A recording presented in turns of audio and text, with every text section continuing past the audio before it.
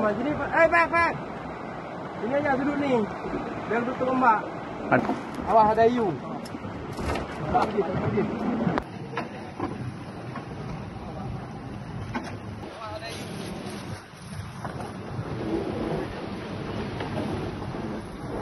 Dan juga. Kopi bang. Ada letiknya situ. Apa itu?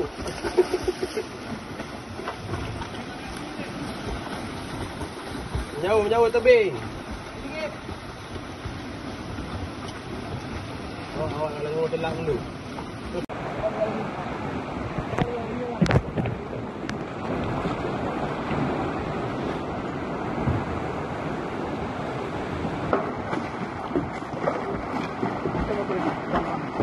Orang-orang.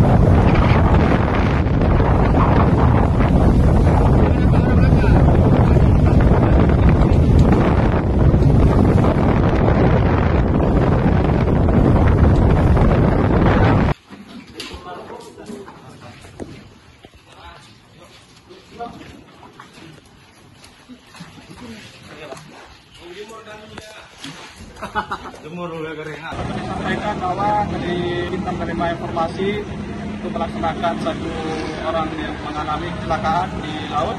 Seorang pemancing jatuh dari tebing dan menindaklanjuti laporan tersebut dan melakukan evakuasi menggunakan slider dan langsung kita evakuasi dan kita serahkan kepada ambulans.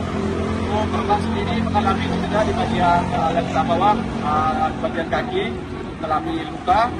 Selanjutnya setelah kita melakukan penanganan, korban langsung kita evakuasi ke Pelabuhan Buleleng.